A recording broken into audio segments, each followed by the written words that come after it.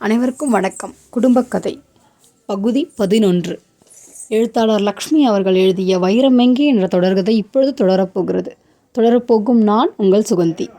ரொம்ப சுவாரஸ்யமான கதைக்குள்ளே போகலாம் வாங்க. அப்பாவுக்கு உடல்நலம் சரியாகும் வரை உதவி செய்யலாம் என்று வந்தேன். இனிமேல் என்னால் முடியாது. பாண்டிச்சேரியில் இருக்கிற என் தங்கச்சி உங்களாட்டம் அறியாத வயசு பொண்ணு. புருஷன் போயிட்டாரு, தனியாக இருக்கா. அவளுக்கு உதவி செய்ய நான் போகணும். நீங்கள் வேறு ஏதாச்சும் வழி தேடிக்கோங்கோ. இன்னும் ஒரு வாரத்தில் நான் கிளம்பிடுவேன். உறவினர்களையே உதவிக்கு நம்ப முடியாத காலம் இது. வேலைக்காரர்களிடம் அதிக விசுவாசத்தை எப்படி பார்க்க முடியும்? முன்னமே நீ சொன்னது நல்லதா போச்சு பொன்னம்மா. நான் சீக்கிரம் ஏதாச்சும் வழி பண்ணிக்கிறேன். அதுவரை என்னை விட்டு போயிடாத வேண்டிக் கொண்டாள் கங்கா. இப்படிப்பட்டதொரு அவல நிலையில் தன்னை தவிக்க விட்டு வேடிக்கை பார்த்த கணவன் மீது அவளுக்கு கசப்பு மண்டி கொண்டு வந்தது. மறைந்து போன தந்தையை நொந்து கொள்ள முடியவில்லை. ஆனாலும் அவர் செய்த ஒரு தவறுக்கு அவள் எத்தனை சிரமம் அனுபவிக்கிறாள் என்பதை நினைக்காமல் இருக்கவும் முடியவில்லை. எங்கேயாவது கருணை இல்லத்திற்கு சென்று வேலை கேட்டு அங்கேயே தங்கி கொண்டாள். காசு மற்றும் பணம் இருக்கிறவர்களுக்கு உள்ள கொஞ்சம் வசதியாக அனாதை இல்லங்களில் இடம் கிடைக்காதே. வேலை செய்யும் பெண்கள் ஹாஸ்டலில் முயன்று பார்க்கவும் முடியாது. அவள் வேலை செய்யும் பெண் அல்லவே. நடுத்தெருவில் நிற்கும் கதி ஏற்பட்டாலும் சரி. இனி தொடர்ந்து கணவனுக்கு சொந்தமாகிவிட்ட அந்த வீட்டில் அவனது தயவால் அவன் தரும் பிச்சை காசை வாங்கி கொண்டு பிழைக்க வேண்டிய அவசியம் அல்ல. இதற்கு ஒரு முடிவு கட்டியாக வேண்டும். அப்பொழுதுதான் அவளுக்கு சிவகாமி அம்மாளின் ஞாபகம் வந்தது. ஆரம்ப காலத்தில் அப்பா தனது நகை வியாபாரத்தில் அந்த அம்மாளின் கணவர் பொன்னுரங்கத்தை கூட்டாக சேர்த்து கொண்டு துவங்கினார். கங்கா சிறு பெண்ணாக இருந்தபொழுது அவர்களுக்குள் ஏதோ மனத்தாங்கள். பிரிந்து விட்டனர். பேச்சுவார்த்தை கிடையாத அளவுக்கு விரோதம். பொன்னுரங்கம் இறந்தபோது கூட ரத்னசாமி போகவில்லை. அதேபோல் ரத்னசாமி மறைவுக்கு அனுதாபம் தெரிவிக்க சிவகாமியும் வரவில்லை. சென்னையில்தான் வாழ்கிறார்கள் சிவகாமி. அவளை போய் பார்த்து தன் நிலையை கூறினாள். இந்த எண்ணம் அவளுக்குள் ஒரு பரபரப்பை ஏற்படுத்தியது. கருணை இல்லங்களை நாடி வேலை தரும்படி கேட்கும் முன் சிவகாமி அம்மாளை பார்த்தால் அப்பாவின் அலமாரியில் இருந்த புத்தக அடுக்குக்குள்ளே கிடைத்த அப்பாவின் டைரியை எடுத்து புரட்டினாள். சிவகாமியின் முகவரியும் தொலைபேசி எண்ணும் கிடைத்தன. உடனேயே அவள் அந்த தெருமுனையில் இருந்த பலசரக்கு கடைக்கு விரைந்தாள். கடைக்காரருக்கு காற்று வாக்கில் ரத்னசாமி வீட்டு செய்தி தெரிந்துவிட்டிருந்தது. தந்தையை இழந்து கணவனால் புறக்கணிக்கப்பட்டு அனாதையாகிய இந்த இளம்பெண் இளம் வயதில் எப்படித்தான் நீண்ட காலம் தனியாக வாழப் போகிறாளோ என்ற அனுதாபம் அவருக்கு. தொலைபேசியை உபயோகிக்கணுமா? தாராளமாக செஞ்சுக்கோங்க. மிகவும் அனுசரணையுடன் அனுமதி தந்துவிட்டு தம் காரியத்தில் மூழ்கி போனார் கடைக்காரர். சாமான் அறைக்குள் நுழைந்து எண்களை சுழற்றினாள் கங்கா. தொலைபேசியில் மறுபக்கம் அதட்டலாக ஒலித்த சிவகாமியின் குரலை கேட்டு நெஞ்சு பக் பக் என்று அடித்து கொண்டது. என்னது, வீட்டுக்கு வந்து என்னை பார்க்கணுமா? என்ன சங்கதி? நேரில் தான் சொல்ல முடியுமா? சரி வா, 10 மணிக்கு மேலே வந்தால் தான் சரியாக படும். அதே அதட்டல் குரலில் கூறி முடித்தாள். தொலைபேசி கட்டணத்தை கொடுத்துவிட்டு வீட்டிற்கு திரும்பிய கங்கா பொன்னம்மாளிடம் வீட்டை கவனிக்கச் சொல்லிவிட்டு அவசரமாக வேறு ஆடை அணிந்து கொண்டு வெளியே புறப்பட்டாள். பூந்தமல்லி நெடுஞ்சாலையின் முடிவில் இருந்ததொரு சிறு சந்து போன்ற திருப்பத்தில் சிவகாமியின் பங்களா இருந்தது. அத்தனை தூரம் பஸ்ஸில் போனால் நேரமாகிவிடும் என்று டாக்ஸி ஒன்றை பிடித்து கொண்டாள் கங்கா. கணவன் விட்டு போன சொத்தை வைத்து கொண்டு அந்த கால தர்பாரில் வாழ்ந்து கொண்டிருந்தவள் சிவகாமி. நெருங்கி பழகியதன் விளைவாக அத்தை என்று அவளை கங்கா அழைப்பது வழக்கம். சொந்தமும் இல்லை, பந்தமும் இல்லை. இடையே ஏற்பட்ட மனத்தாங்கல் சுவர் போல நிற்கிறது. வரவேற்பு எப்படி இருக்குமோ? கவலையுடன் தான் பங்களாவின் எதிரில் டாக்ஸியிலிருந்து இறங்கி கொண்டாள் கங்கா. கட்டணத்தை டாக்ஸிக்காரனுக்கு கொடுத்துவிட்டு லேசாக கேட்டை தொட்டாள். பக்கத்தில் இருந்த 2 பழைய பங்களாக்களும் இடிக்கப்பட்டு மிகவும் நாகரீகமாக கட்டப்பட்டிருந்தன. அவைகளுக்கு திருஷ்டி பரிகாரம் போல சிவகாமியின் வீடு சாயம் அழிந்த சுவர்களும் பாசி பிடித்த தூண்களும் காடாக புதர் மண்டிவிட்ட தோட்டமுமாக பார்க்க என்னவோ போல்தான் இருந்தது. மற்ற இரு பக்கங்களின் பின்புறத்திலிருந்து வேகமாக நாய்கள் குரைக்கும் சத்தம் அந்த பகுதியை கிடுகிடுக்க வைத்தது. காக்கிச் சீருடையில் கேட் அருகே உட்கார்ந்திருந்த 2 பங்களாவின் காவலாளிகளும் அவளை வியப்புடன் எட்டி பார்த்தனர். நல்ல வேளை சிவகாமி நாய் ஒன்றும் வைத்து கொள்ளவில்லை. கேட்டை மெல்ல திறந்து புதர்கள் நடுவே தெரிந்த நடைபாதையில் வேகமாக நடந்து வராந்தாவை அடைந்தாள் அவள். அத்தை சிவகாமி வீட்டின் பெரிய வராந்தாவிலே ஒரு கூடை நாற்காலியில் உட்கார்ந்திருந்தாள். தரை மீது இங்குமங்கும் நாளேடுகள் பிரித்து போட்டிருந்தன. வந்தவளை கண்களை இடுக்கிக் கொண்டு பார்த்தாள் அவள். உட்கார் என்று எதிரே கிடந்த இன்னொரு பிரம்பு நாற்காலியை காட்டினாள். சிவகாமி 70 வயதை எட்டி கொண்டிருந்தாள். முழுவதும் நரைத்து போன தலை, சுருங்கிய முகம், ஒடுசலான உடல். கஞ்சியில் மொடமொடவென வெள்ளை புடவையில் கால்களை ஒரு முக்காலி மீது நீட்டிக்கொண்டு சாய்ந்தபடி அமர்ந்திருந்தார். கண்களில் அதிகாரம் ரொம்பவே தெரிந்தது. உன் கல்யாணத்துக்கு முன் அப்பா அழைப்பிதழ் அனுப்பியிருந்தார். அவர் சமீபத்தில் இறந்து போனார் என்கிறது பத்திரிகையிலே துக்க செய்தியிலே பார்த்தேன். வாழ்வு தாழ்வு எதுக்கும் கலந்து கொள்ள முடியாதபடி மனம் சங்கடப்பட்டு போச்சில்லையா? அதனால் கம்முன்னு இருந்துட்டேன். அப்பாவுக்கும் உங்களுக்கும் தானே மனத்தாங்கள், என்மேல் எதுவும் இல்லையே, அதனால்தான் உங்களை பார்க்க வந்தேன் என்று ஆரம்பித்து மெல்ல எல்லாவற்றையும் கூறி முடித்தாள் கங்கா. அனாதையாகி விட்டாள் என்பதால் சிவகாமி இறங்கி போய்விடவில்லை. ஆரம்ப காலத்தில் சிவகாமியும் கணவரிடம் மிகவும் கஷ்டப்பட்டாள். 10 ஆண்டு காலம் அவளை அவன் கணவன் தள்ளி வைத்து விட்டிருந்தான். சில சிறுமைகளை அனுபவித்துவிட்டு நடுவயது தாண்டிய பின்தான் உறவினர்கள் 4 பேரின் தயவால் மறுபடி கணவன் வீடு திரும்பினாள். வயது காலத்தில் தான் செய்த பிசகுக்கு ஈடு செய்யும் வகையில் அவள் கணவன் அவளை நன்றாக கவனித்து கொண்டதுடன் தன்னுடைய சொத்து அனைத்தையும் அவளுக்கே எழுதி வைத்துவிட்டு போயிருந்தான். தான் வாழ்வில் நடந்த சோகம் இன்னொரு பெண்ணுக்கு ஏற்பட்டு விட்டதே என்ற ஆதங்கத்தில் ஏற்பட்ட துளி பரிவுதான் அது. தொண்டையை செருமி கொண்டாள் சிவகாமி. நான் இந்த பெரிய பங்களாவில் வீட்டோடு ஒரு வேலைக்காரியும் அவ்வப்போது வந்து உதவுகிற ஒரு தோட்டக்காரன் என்ற 2 பேரோட தான் வாழ்கிறேன். தனியே இருந்து எனக்கு அலுத்து போச்சு. வாய் பேச்சுக்கு உதவுவேன்னு உன்னை என் கூட வச்சிக்க சம்மதிக்கிறேன். ஆனால் சில நிபந்தனைகள் இருக்குது. சொல்லுங்கோ அத்தை, அவைகளின்படி நடக்கிறேன். இங்கே உன்னை தேடிக்கிட்டு உன் புருஷன் அடிக்கடி வரக்கூடாது. இல்லை அத்தை, அவருக்கு தெரியாத இடத்தில் வந்து தங்கி வாழ விரும்புகிறேன். அதனால் அந்த சிரமம் கண்டிப்பாக இருக்காது. உன் பணத்தை கொண்டு உன் தேவைப்பட்டதெல்லாம் நீ செலவு செஞ்சுக்கணும். கர்ப்பிணியாக வேற இருக்க. டாக்டர் பில்லு, மருந்து, அது இதுன்னு ரொம்ப பிடிக்கும். அப்படியே செய்வேன் அத்தை. சாப்பாட்டிற்கும் தங்க இடம் கொடுத்ததுக்கும் ஏதாச்சும் வேணுமானாலும் இடம் தந்துடுறேன். தேவையில்லை. அதுக்கு பதிலாக நீ வீட்டை நல்லா கவனிச்சிக்கணும். வேலைக்காரி எடக்கு பண்ணால் சமைக்கணும். நீங்கள் என்னை மகளாக நினச்சி அடைக்கலம் கொடுங்கோ. நான் உங்களை பெத்த தாய் போல பாவிச்சு வேலைக்கு ருசியாக சமைச்சி போட்டு நல்லா கவனிச்சுக்கிறேன். இந்த வீட்டையும் நிர்வகிக்கிறேன். கவலைப்படாதீங்க அத்தை. அடிக்கடி அங்கே போகிறது இங்கே போகிறது அப்படின்னு வெளியே போய் சுற்றக்கூடாது. நீ சின்ன வயசு பொண்ணு. வம்பு தண்டா எனக்கு தேவையில்லை. வெளியே அனாவசியமாக போக மாட்டேன் அத்தை. நீங்கள் என்ன நம்பலாம். பிரசவம் வரை இருந்துவிட்டு நீ உடனே கம்பி நீட்டிடுவேன்னு நினச்சா இது ஹோட்டல் இல்லை. அதையும் முதல்லையே சொல்லிடுறேன். காலம் கெட்டு கிடக்கு. தனியாக ஒரு கிழவி இருக்கா. இத்தனை பெரிய பங்களாவில்னு தெரிஞ்சு திருடன் எவனாவது பூந்து கழுத்தை நெரிச்சு போடுறான்னா அதுக்கு தான் ஒரு துணை தேடிக்கிட்டு இருந்தேன். தெரிஞ்சவர் வீட்டு பொண்ணு நீ. உன்னை வச்சிக்க சம்மதிக்கிறேன். நீயும் அதுக்கு தக்கபடி நடந்துக்கோ. நீங்கள் போன்னு சொல்கிற வரை நான் நகர மாட்டேன் அத்தை. எப்போ வர்ற என்று அத்தை கேட்க, இந்த வாரம் முடிவுக்குள்ளே வந்துட்றியா? கண்ட சாமான்கள்லாம் தூக்கிட்டு வராத. தேவைப்பட்டதை உனக்கு தர அறையில் போட்டு வச்சுக்கோ. மிச்சத்தை அவுட் ஹவுஸில் போட்டு வை. சரியா? சரியத்த என்று தலையை ஆட்டினாள் கங்கா. இரு, ரொம்ப தூரத்துலேருந்து வந்திருக்க. காப்பி சாப்பிட்டு உனக்கு நான் தரப்போகிற அந்த அறையை பார்த்துட்டு வேணும் வேணாததை கவனிச்சிட்டு போகலாம். நீலாமா என்று வாயிலில் இருந்தபடி குரல் கொடுத்தாள் சிவகாமி.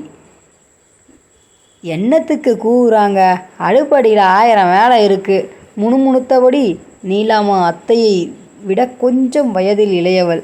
அத்தையைப் போலவே நரைத்த தலையும் ஒடுங்கிய உடலுமானதொரு கிழவி மெல்ல எட்டி பார்த்தாள்.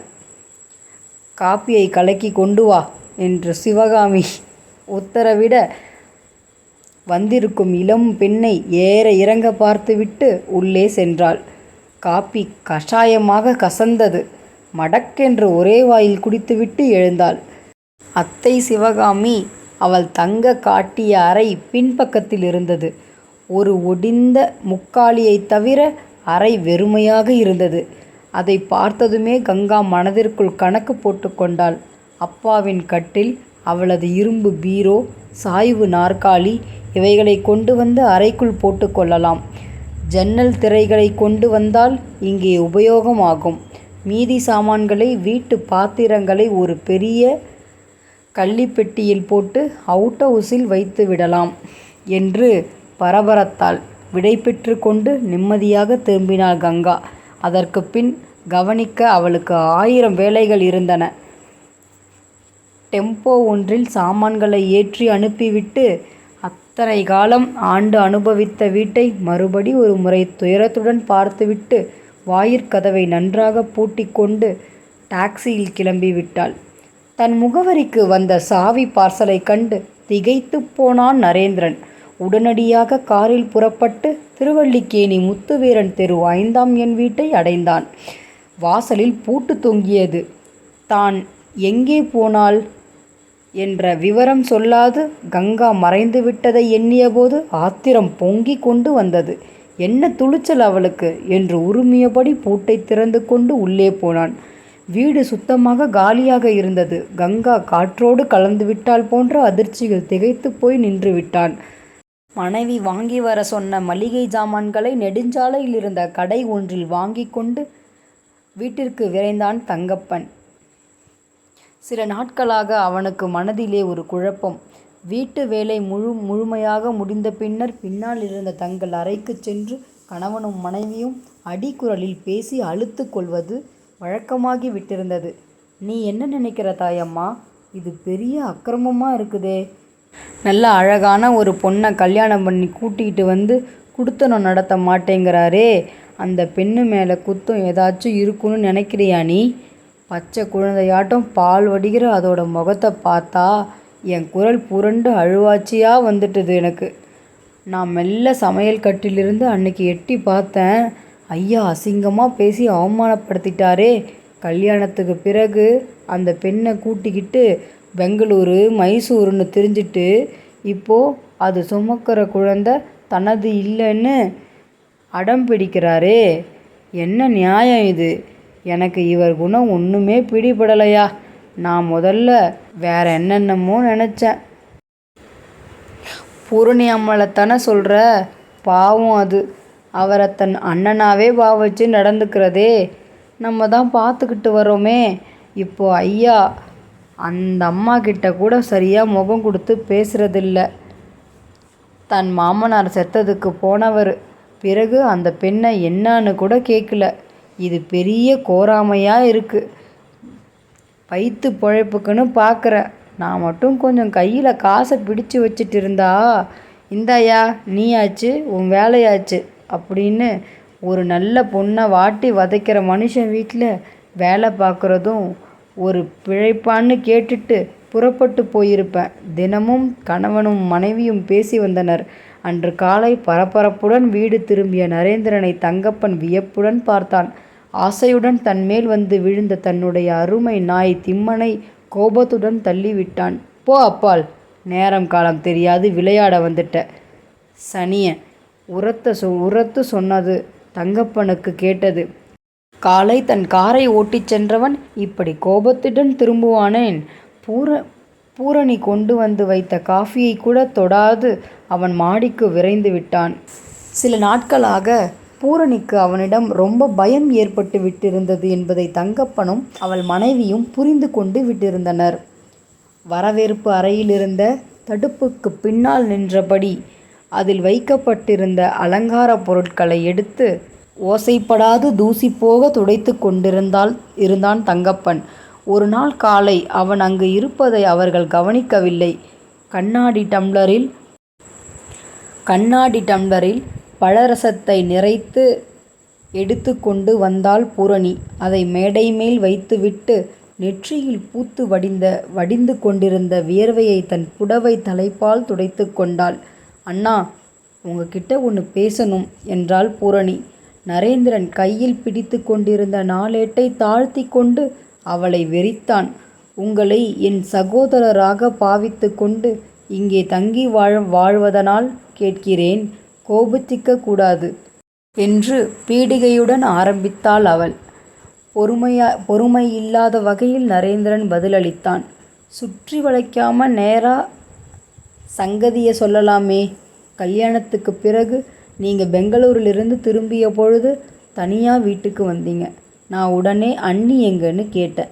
பிறந்த வீட்டில் இருக்காங்கன்னு பதில் சொன்னீங்க. ஆமாம், உண்மையை சொன்னேன். அதுக்கு இப்போ என்ன? காரமான குரலில் அதட்டினார். உங்கள் மாமனார் வந்தப்போ நீங்கள் பேசுனதுலேருந்து ஏதோ பெரிய மனத்தாங்கல் அவர் மேலே உங்களுக்கு ஏற்பட்டிருக்குன்னு புரிஞ்சுது. தெரிஞ்சு கொண்டு விட்டியே. அதுக்கு பிறகு ஏன் இந்த கேள்வி? அதுக்கு இல்லை, மாமனார் மேலே ஏற்பட்ட கோபத்துக்கு நீங்கள் அண்ணியை தண்டிக்கிறீங்கன்னு புரிஞ்சுது. பிறகு அண்ணி அந்த அத்தையோட இங்கே வந்தப்போ நீங்கள் அவங்கள ரொம்ப அவமானப்படுத்தி பேசினது பின் அறையில் இருந்த என் காதில் நல்லா கேட்டது. எனக்கு ரொம்ப மனவேதனையாக போயிடுச்சு. எல்லாம் ஓரளவு தெரிஞ்சு கொண்டு விட்டேன்று சொல்ல வர, அவ்வளவுதானே? இல்லைண்ணே, நீங்கள் செய்கிறது தப்புன்னு என் மனசில் படுறதுண்ணே. அண்ணி தன் தந்தையை இழந்து அனாதையாக இருக்காங்க, கர்ப்பமாக வேற இருக்காங்க. கொஞ்சம் மனசு இறங்கி அவங்கள அழைச்சிட்டு வந்து நீங்கள் வாழ்க்கை நடத்தணும் அப்படிங்கிறது தான் என்னோடய கோரிக்கையே. உனக்கு நான் இங்கே பாதுகாப்பும் வாழ வசதியும் அமைச்சு கொடுத்துருக்கேனே தவிர எனக்கு புத்தி சொல்வதற்கு இல்லை. அவமானத்தில் முகம் சிவந்து போனாள் அவள். நீங்கள் மறுத்தால் நான் வீண் பழிக்கு ஆளாவேன். யாரோ ஒரு அனாதை பெண்ணை வீட்டில் வைத்து கொண்டு அவள் பேச்சை கேட்டுக்கொண்டு கட்டுன மனைவியை தள்ளி வச்சிருக்கார் நரேந்திரன்னு என்னை வெளியார் தூற்றுவாங்க. அந்த பெண்ணுக்கும் நரேந்திரனுக்கும் இடையே ஏதோ ஒன்று. பலதும் பேசுவார்கள் இல்லையா? ஊர்வாய்க்கு நீ ஏன் பயப்படணும்? உன் மனசாட்சிக்கு பயப்பட்டா போதும். இந்த வீட்டில் உனக்கு சகல வசதியும் உண்டு. ஆனால் என் சங்கதியில் தலையிடும் உரிமை உனக்கு கிடையாது. இனி நீ என் மனைவி சம்பந்தமாக என்கிட்ட வந்து எதுவுமே பேசக்கூடாது. எச்சரிக்கிறேன், கோபமாக கூறிவிட்டு எழுந்து போனான். வரவேற்பு அறை தடுப்பின் பின்னால் மூச்சை அடக்கி கொண்டு அத்தனையையும் கேட்டுக்கொண்டிருந்தான் தங்கப்பன். பெரிதும் அதிர்ந்து போனான். அன்று இரவு அவன் தன் மனைவியிடம் அதை சொல்லி மாய்ந்து போனான். நம்ம ஐயாவுக்கு புத்தி சரியில்லைன்னு நினைக்கிறேன். அந்த பூரணி அம்மாவை இங்கே தங்க வச்சு கொண்டும்போது ரொம்ப பரிவாக நடத்தினப்போ நான் என்னென்னமோ நினச்சிட்டேன். இந்த பெண்ணைத்தான் ஐயா கட்டிக்க போகிறாருன்னு எண்ணிக்கிட்டு இருந்தேன். திடீர்னு கங்கா அம்மாளை கட்டிக்க தீர்மானித்தப்போ நமக்கு கொஞ்சம் ஏமாத்தமாக இருந்துச்சு. ஐயோ பாவம், இந்த பூரணிக்கு ரொம்ப அனுதாபப்பட்டோம். அந்த ஏமாத்தத்தை சமாளிச்சுக்கிட்டு பூரணி அம்மா நம்ம ஐயாவை அண்ணன்னு வாய் நிறைய கூட்டப்போ மனசு சமாதானப்பட்டது. ஆசைப்பட்டு கட்டிக்கிட்ட கங்கா அம்மாவை வச்சு வாழ மாட்டேன்னு அடம் பிடிக்கிறாரு. பூரணி அம்மா புத்தி சொன்னதுக்கு கோவிச்சுக்கிட்டாரு. இவரை புரிஞ்சுக்க முடியலையே. ரொம்ப கவலைப்பட்டான் தங்கப்பன். பிறகு மேல் துண்டை சுருட்டி சும்மாடாக்கி தலையில் வைத்து கொண்டு கடைக்காரர் அடுக்கி தந்த சாமான்களை கொண்டு அட்டை பெட்டியில் வைத்து தலையில் சுமந்தபடி மெல்ல நடந்து வீட்டை நோக்கி வந்து கொண்டிருந்தான் தங்கப்பன். எதேச்சையாக திரும்பியவன் திடுக்கிட்டு நின்றுவிட்டான். நெடுஞ்சாலையிலிருந்து ஒரு புத்தக கடைக்கு பூரணி சமயம் தனக்கு வேண்டிய பத்திரிகைகளை வர வாங்குவதுண்டு. மாலை மங்கும் நேரத்தில் அந்த கடை வாசலில் மிகவும் நெருக்கமாக நின்றபடி ஒரு இளைஞனுடன் மிகவும் சிரித்து பேசி கொண்டிருந்தாள் பூரணி. இது என்ன புது ட்விஸ்ட்டு? யார் இவன்? எப்படி பூரணிக்கு சிநேகிதனானான்? எத்தனை நாட்களாக இந்த சந்திப்பு நடக்கிறது? பலவும் எண்ணி குழப்பமடைந்த அவன் வேகமாக வீடு வந்து சேர்ந்தான். உக்கரமான அறையில் அட்டை பெட்டியை இறக்கி வைத்துவிட்டு இரவு சாப்பாடு தயாரிப்பில் மும்முரமாக இருந்த தன் மனைவியிடம் ஓடி வந்தான். நெடுஞ்சாலையில் புத்தக கடையில் தான் கண்டதை மூச்சிறைக்க படபடத்தான். அவன் எதிர்பார்த்தபடி தாயம்மாள் திகைத்து போய்விடவில்லை. சுருட்ட முடி, கொஞ்சம் சிவந்த நிறமா, உசரமாக இருக்கானா பையன்? அதெப்படி பார்த்தது போல கேட்குற? ஒரு நாள் நீ வீட்டில் இல்லாதப்போ பூரணியை தேடிக்கிட்டு வந்தான் சின்ன வயசு பையன் ஒருத்தன். ஒன்று விட்ட மாமா மகனா, முறை பையன். அவனோட பேசி சிரிக்கிறதுல என்ன தப்பு? பூரணிக்கும் கல்யாண காட்சி மேலே ஆசை இருக்கும்ல. ஐயா பார்த்தா கோவிச்சுக்குவாரே. ஐயாவுக்கு சொந்த மந்தம் இல்லாத பொண்ணு பூரணி. அதை அடக்கிறதுக்கு இவருக்கு என்ன ரைட்ஸ் இருக்குது சொல்லு? என்னவோ எனக்கு கவலையாக இருக்கு தாயம்மா என்றான் தங்கப்பன். அடுத்த சில நாட்களுக்கு பின் ஒரு நாள் மாலை தங்கப்பன் எதிர்பார்த்தது நடந்துவிட்டது. நரேந்திரன் இறங்கினான். தன் காரிலிருந்து வேகமாக இறங்கினான். கோபமாக பூரணி என்று வீடே கிடுகிடுக்கும் வண்ணம் கூவினான். அண்ணே, கூப்பிட்டீங்களா என்று கேட்டபடி பின் பக்கத்து அறையிலிருந்து வந்தவளை சினம் பொங்க பார்த்தான் நரேந்திரன். மாலை வேளையில் நீ அடிக்கடி கடைத்தெருவுக்கு போறியா என்று கேட்டான். ஏன் கேட்குறீங்க? சில சமயம் புத்தக கடைக்கு பக்கம் போகிறதுண்டு. அங்கே ஒரு இளைஞனை சந்தித்து பேசுகிறியாமே, கேள்விப்பட்டேன். யார் அவன்? அதட்டினான். என் மாமன் மகன் சுந்தரம். இங்கே ஒரு அலுவலகத்திலே கணக்கராக வேலை செய்கிறான். எதிர்பாராத விதமாக சந்திப்பு ஏற்பட்டது. அது நீண்டு தொடர்ந்து கொண்டிருக்கிறதோ? கண்ட இடத்துல கண்டவனோட பேசி சிரிச்சிட்டு நிற்கிறது உனக்கு வெக்கமாக இல்லை? இதில் வெட்கப்பட என்ன இருக்குது? அவர் எனக்கு முறை மாப்பிள்ளை. அவரை நான் விரும்புகிறேன், அவரும் என்னை விரும்புகிறாரு. அவ்வளவு தூரம் சங்கதி முன்னேறி விட்டதா? உனக்கு ஒரு நல்ல இடத்துல கட்டி கொடுத்து உன்னை சிறப்பாக வாழ வைக்கணும்னு நான் நினச்சி கொண்டிருக்கிறேன். இப்போ நீயே உனக்கு ஒரு மாப்பிள்ளை தேடிக்கிறியா? உங்களுக்கு ஏன்னா சிரமம்? பலே பலே, நீயே ஒரு அன்னக்காவடியை தேடிக்கொண்டால் என் கௌரவம் என்ன ஆகிறது? என் மனசுக்கு பிடிச்சவரை நான் தேடிக்கிறேன். அது என் உரிமை. இதில் நீங்கள் தலையிடுறது தவறில்லையாண்ணா என்று பூர்ணை கேட்டாள். அண்ணன்னு உறவு கொண்டாடி கொண்டு என்னோட தங்கி கொண்டு பிறகு உரிமை இல்லைன்னு எதிர்த்து பேசுகிற. ரொம்ப ஒழுங்குதான் போ. உனக்கு அவ்வளோ சுந்தரம் உனக்கு தேவைப்படுறான் அப்படின்னா இந்த வீட்டில் தொடர்ந்து தங்குறது சரியில்லையே. கோபமாக பேசிவிட்டு மாடிக்கு விரைந்து போய்விட்டான் நரேந்திரன். 2 நாட்களுக்கு பின்னர் வேலையிலிருந்து வீடு திரும்பியவன் மாடி அறையில் தன் மேஜை மேல் தன் பெயரிட்டு ஒரு காகித உரையை இருப்பதை கண்டு ஆவலுடன் எடுத்து பிடித்து படித்தான். அதிர்ந்து போனான் நரேந்திரன். அன்புள்ள அண்ணா, நானாக உங்களை தேடிக்கொண்டு அடைக்கலம் வேண்டி இங்கு வந்து தங்கினேன். இப்பொழுது நானாக சுந்தரம் வேண்டி வெளியே கிளம்பி போகிறேன். என்னுடைய சில பொருட்களை மட்டும் எடுத்துக்கொண்டு தாங்கள் பரிசளித்த நகைகள், புடவைகள் எல்லாவற்றையும் இரும்பு பீரோவில் வைத்துவிட்டு போகிறேன். நானும் சுந்தரமும் விரைவில் திருமணம் செய்து கொள்ள தீர்மானித்திருக்கிறோம். எளிய முறையில் திருநீர் மாலையில் நடக்கப் போகும் எங்களது திருமணத்திற்கு அழைப்பிதழ் அனுப்பி வைப்பேன். தாங்கள் வந்து வாழ்த்த வேண்டும் என வேண்டிக் கொள்கிறேன். அன்பு தங்கை பூரணி. கடிதத்தை சுக்கலாக கிழித்து போட்டான் நரேந்திரன். மனைவி என்று வாய்த்தவள் சொல்லாது கொள்ளாது ஓடிப்போனாள். தங்கை என்று அன்பு காட்டி சீராட்டியவள் கடிதம் மூலம் சொல்லிக்கொண்டு ஓடிவிட்டாள். கொஞ்சம் கல்வி அறிவு வந்ததும் சில பெண்களுக்கு துணிச்சலும் திமிரும் தானே வந்து விடுகின்றனவே. ஆத்திரத்துடன் அறையை அளந்தான் நரேந்திரன். ஆரம்பத்தில் சில நாட்கள் கங்காவுக்கு அந்த புதிய வாழ்க்கை மிகவும் சிரமமாகத்தான் இருந்தது. சிவகாமி மிகவும் கண்டிப்பானவளாக இருந்தாள். தான் செய்யும் உதவிக்கு இம்மி அளவு குறையப்படாது பதிலுக்கு உழைப்பை எதிர்பார்த்தாள்.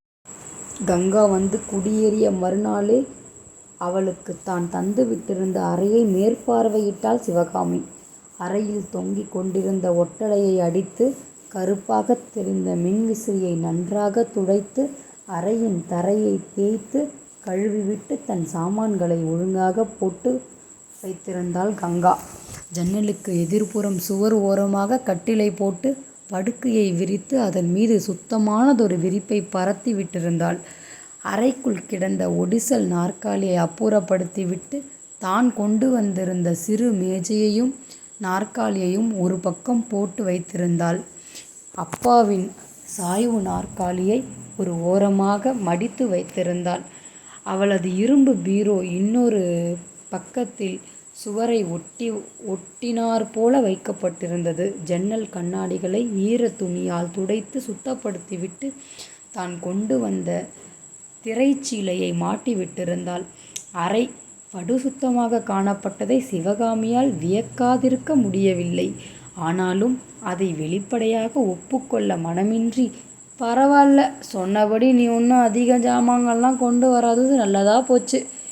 அந்த பெட்டியை மட்டும் கட்டிலுக்கு அடியில் கொஞ்சம் தள்ளி வை, இல்லட்டா பார்க்குறதுக்கு கண்ணில் படும்போது அசிங்கமாக இருக்குது என்று குற்றம் சொல்லிவிட்டு போனாள் அவள். பின்னர் கங்காவுக்கு தன்னை பற்றி நினைக்க நேரம் இருக்கவில்லை. காலையிலிருந்து இரவு படுக்கும் வரை வேலை வேலை என்று அவளது பொழுது உழைப்பிலே கழிந்து கொண்டிருந்தது. பூஜை அறையிலிருந்த எண்ணெய் பிசுக்கை அகற்றி விளக்கை தேய்த்து வைத்து படங்களின் மீது படிந்திருந்த தூசியை துடைத்து ஒழுங்கு செய்யவே ஒரு நாள் பொழுது ஓடிவிட்டது. தோட்டக்காரனுடன் கூட சுற்றி வந்து காடு போல மண்டி கிடந்த புதர்களை வெட்டி தோட்டத்துக்கு மூலையிலிருந்த குழியில் போட்டு எரியவிட்டு தோட்டத்தை சுத்தம் செய்ய சில நாட்கள் சென்றன. வேலைக்காரியுடன் சுற்றி வந்து வீட்டை ஒழுங்கு செய்ய மேலும் சில நாட்கள் என பொழுது விரைந்து கொண்டிருந்தது. ஆனால் கங்கா கவலைப்படவில்லை. புறக்கணித்து விட்ட கணவன் கண்களில் தென்படாது, கௌரவம் குலையாது, ஆபத்துக்களை அணுகாது இருக்க இடமும் பசிக்கு சோறும் தந்து உதவிய சிவகாமிக்கு அவள் உயர்மட்டத்து வேலைக்காரியாக உழைக்க வேண்டியது கடமை என எண்ணிக்கொண்டாள். சிவகாமிக்கு உள்ளூர திருப்திதான். இதற்கு முன்னர் அவள் தன் தனிமையை போக்க தனக்கு உதவ உறவினர் சிலரின் உதவியை நாடி இருக்கிறாள். தூரத்து உறவு பெண்ணான கல்லூரி மாணவி ஒருத்திக்கு தன் வீட்டில் தங்க இடம் தந்து சோறு போட்டு உதவி பார்த்தாள். தனக்கு உதவி செய்ய கூட வைத்து கொண்ட அந்த பெண்ணிற்கு சிவகாமிதான் பணிவிடைகள் பல செய்ய வேண்டி வந்துவிட்டது. காலையில் அவசரமாக கல்லூரிக்கு புறப்பட்டு போய்விட்டு மாலை வீட்டுக்கு வந்து குளித்து உடை மாற்றிக்கொண்டு நீலாம்பாள் செய்து வைத்த காஃபி டிஃபனை ஒரு கை பார்த்துவிட்டு டைப்ரைட்டிங் கற்றுக்கொள்ள கிளம்பி விடுவாள் அவள். இருட்டின பிறகு வருகிறாயே, எனக்கு கவலையா இருக்கு என்று சிவகாமி சொல்லி பார்த்தாள். எதுக்கு கவலைப்பட வேணும், நான் பச்சை குழந்தையா என்று பதிலுக்கு கேட்டாள் அந்த இளம்பெண். இரவு சாப்பிட்டதும் தட்டை எடுத்து கழுவாது அப்படியே போட்டுவிட்டு தன் அறைக்கு சென்று கதவை தாளிட்டு கொண்டு விடுவாள். இரவு முழுவதும் விளக்கை போட்டுக்கொண்டு என்ன செய்கிறாள் என அதட்ட முடியாது திண்டாடி போனாள் சிவகாமி. விடுமுறை நாட்களிலாவது கொஞ்சம் உதவியா இருப்பாள் என எதிர்பார்த்தால், சொல்லி வைத்தது போல கல்லூரி விடுமுறை ஆரம்பமாகும் முதல் நாளே தன் பெற்றோர்களை பார்க்க ஊருக்கு போய்விடுவாள். என் வீடு என்ன தண்டச்சோறு தின்று உறங்கும் தர்ம சத்திரமா என பல முறை வெகுண்டி போனாள் சிவகாமி. மெல்ல அந்த பெண்ணை பரீட்சை முடிந்ததும் ஊருக்கு அனுப்பிவிட்டு அப்பாடா என்று நிம்மதி பெருமூச்சு விட்டாள் சிவகாமி.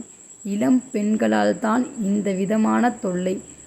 வேலையில்லாதிருக்கும் தூரத்து அண்ணன் பேரனை கொண்டு வந்து துணையாகவும் உதவியாகவும் வைத்து கொண்டாள் என்று மறுபடி முயன்றபொழுது பட்ட பாடு இருக்கே. அந்த கல்லூரி பெண்ணாவது தனக்கு கொடுத்த அறையை ஓரளவு சுத்தமாக வைத்திருந்தாள். ஆனால் அந்த பிள்ளை தன் அறையை ஒரே கோலமாக்கி விட்டிருந்தான். அழுக்கு துணிகள் அறையெங்கும் இறைக்கப்பட்டிருந்தன. மேஜை மேல் அடுக்கி வைக்காத புத்தகங்களை அறையின் நாலா பக்கமும் விரித்து போட்டிருந்தான். சுவர் முழுவதும் அவள் பார்க்க சகிக்க முடியாத அரை நிர்வாண பெண்களின் பெரிய படங்கள். அவனை தேடிக்கொண்டு வந்த நண்பர்கள் கூட்டம் வீட்டை கிடுகிடுக்க வைத்துவிட்டன.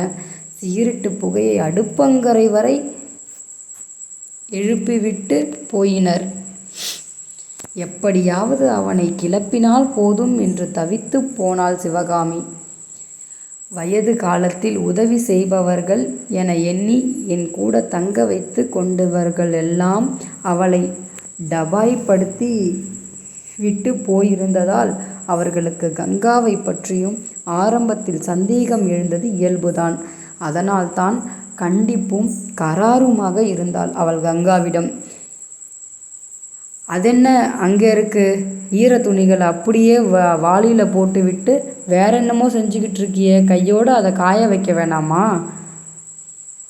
அது என்னது, பேப்பர்களை படித்ததும் ஒழுங்காக மடித்து முன்னர மேஜை மேலே வைக்க வேணாமா? இன்னுமா படிக்கிற? சமையல் அறையில் என்னமோ கமரும் வாசனை வருது. நீலம்மா அடுப்பை கவனிக்காமல் தூங்கி போயிருப்பா, போய் பாரு. நாள் முழுவதும் கங்காவை ஏவி வெட்டி கொண்டு இருந்தாள். ரத்னசாமி கண்டிப்பானவர்தான். ஆனால் மகள் வீட்டை நிர்வகிக்கும் பொறுப்பில் அவர் தலையிட்டு கொண்டதில்லை. பிறந்த வீட்டிலிருந்த பூரண சுதந்திரம் அவளுக்கு சிவகாமியின் பங்களாவில் கிடைக்கவில்லை. என்ன செய்வது?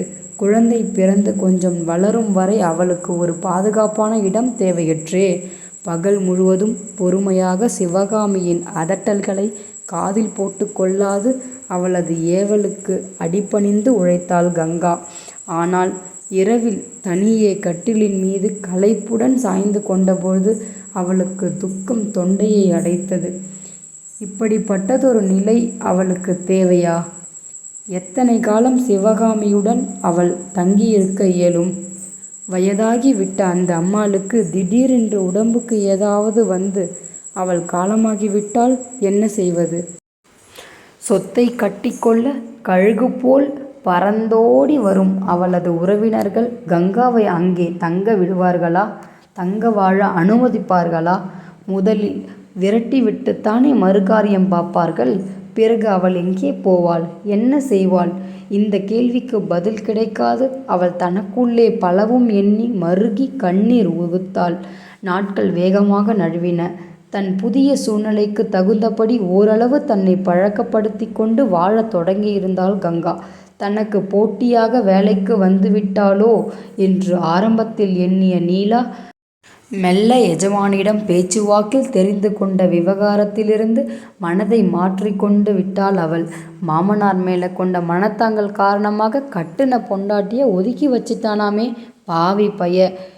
பெண் சிரத்தையோடு கர்ப்பிணி கவனிக்கப்பட வேண்டியவள் சிவகாமி அம்மாளிடம் தங்கி கொண்டு மாடாக உழைக்கிறாளே, பாவம். நாளடைவில் நீலம்பாளுக்கும் அவள் மேல் பரிதாபம் ஏற்பட்டு விட்டது.